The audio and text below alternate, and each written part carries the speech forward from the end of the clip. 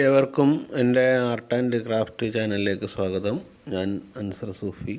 ഇന്ന് ഞാൻ ക്യാൻസൺ 300 GSM ക്യാൻസണിൽ ഒരു വാട്ടർ കളറാണ് ചെയ്യാൻ പോകുന്നത്. വാട്ടർ കളർ ഒരു ഹ്യൂമൻ ഫിഗേഴ്സാണ് ഇതിലധികം.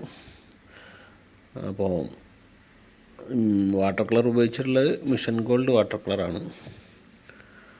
സാധാരണ രീതിയിലുള്ള എല്ലാ കളറുകളും മാത്രം, അധികം മിക്സഡ് കളേഴ്സൊന്നുമില്ല. അധികം റെഡിമെയ്ഡ് കളേഴ്സുകൾ വളരെ കുറവായിരിക്കും. പ്രഷ്യൻ ബ്ലൂ, പിന്നെ ക്രിംസൺ റെഡ്, പിന്നെ സ്കാർലറ്റ് ലാക്ക്, പിന്നെ ക്രോം യെല്ലോ,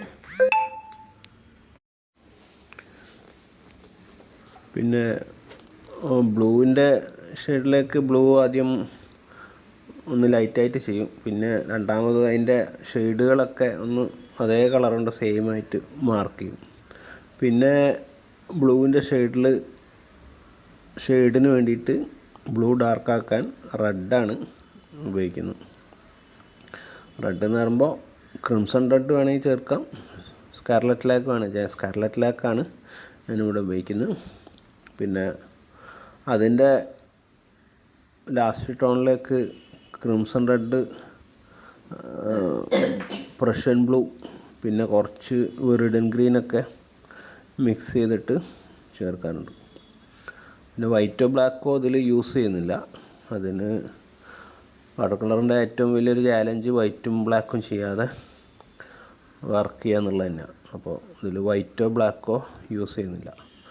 പേപ്പർ വൈറ്റിന് പേപ്പറിൻ്റെ വൈറ്റ് തന്നെയാണ് ഒഴിച്ചു വിട്ടിട്ട് ചെയ്യുന്നത്.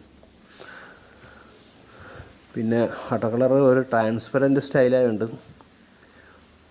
വളരെ വെള്ളം ചേർത്ത് ലൈറ്റായി കഴിഞ്ഞാൽ നമ്മൾ വൈറ്റ് ചേർത്ത് ലൂസാക്കിയ പോലത്തെ പെയിൻറ്റ് ലൈറ്റാക്കിയ പോലത്തെ കളറ് അതിൽ കിട്ടും. കാരണം അത് സൂര്യപ്രകാശം കടത്തിവിടാൻ കഴിയുള്ള വർണ്ണ, അതുകൊണ്ട് അതിൽ നല്ല അങ്ങനത്തെ ചില ടോണുകളൊക്കെ സുഖമായിട്ട് വരും. അതുകൊണ്ട് വാട്ടർ കളറിൽ വൈറ്റോ ബ്ലാക്കോ ചേർക്കേണ്ട ആവശ്യമില്ല.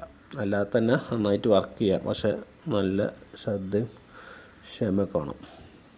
അപ്പോൾ ഇവിടെ ഇപ്പോൾ സ്കിൻ ടോണിന് ഞാൻ സാധാരണ ഓറഞ്ചാണ്, red, scarlet lake, chrome yellow ചേർത്ത്, എന്നിട്ട് പിന്നെ അതിനോട് കൂടിയിട്ട് സെക്കൻഡ് ടോണിൽ അല്പം ബ്ലൂ, അപ്പോൾ ഞാൻ ഓറഞ്ച് തന്നെ സെക്കൻഡ് ടോൺ ആക്കിയിട്ട് ഉപയോഗിക്കുകയും ചെയ്യാം കേട്ടോ.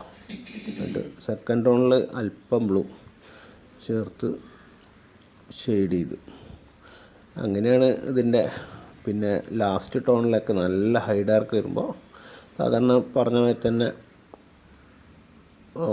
Red, crimson red, Prussian blue, പിന്നെ കുറച്ച് വിറിഡൻ ഗ്രീൻ ഉണ്ടെങ്കിൽ വിറിഡൻ ഗ്രീനൊക്കെ ചേർത്ത് നല്ല ഹൈ ഡാർക്ക് വയ്ക്കുക.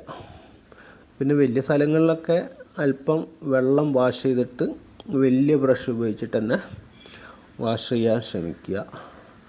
അത്രയൊക്കെ തന്നെ ഉള്ളൂ. അപ്പോൾ ചെറിയ ഏരിയയിൽ ചില സ്ട്രോക്കുകൾക്കൊക്കെ ചെറുത് തന്നെ ഉപയോഗിക്കണം, ചെറിയ ബ്രഷ് തന്നെ ഉപയോഗിച്ചിട്ടാണ്. പിന്നെ ചെറിയ സ്ട്രോക്കുകൾ പോർട്രേറ്റ് ഒക്കെ ചെയ്യുമ്പോൾ ചെറിയ ബ്രഷ് ഉപയോഗിച്ചിട്ടാണ് അധികം ചെയ്യുക.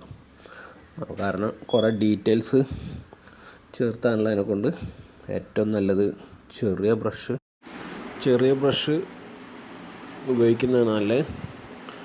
പിന്നെ ഇതിലുള്ള ഓരോരോ ടോണുകളും നല്ലോണം ഉണങ്ങിയതിന് ശേഷം മാത്രമാണ് അടുത്ത ടോണ് വെക്കുന്നത്. പിന്നെ ചില ഭാഗങ്ങൾ വെള്ളത്തിൻ്റെ ടോണൊക്കെ വരുമ്പോൾ ഒരു ഹാഫ് ഉണക്കത്തിൽ വെച്ചൊന്ന് വീശി കൊടുക്കും. അപ്പോൾ അത് നല്ല സോഫ്റ്റായിട്ട് കിടക്കും. അല്ലാത്ത അധികം ഒരു ടോൺ ഉണങ്ങിയിട്ട് അടുത്ത ടോണ് ചെയ്യുന്നുള്ളൂ. അപ്പോൾ ഇതുവരെ എൻ്റെ വീഡിയോ കണ്ടിരുന്ന എല്ലാവർക്കും നന്ദി. ഇനി അടുത്ത വീഡിയോയുമായി വരുന്നവരെ വിടാം.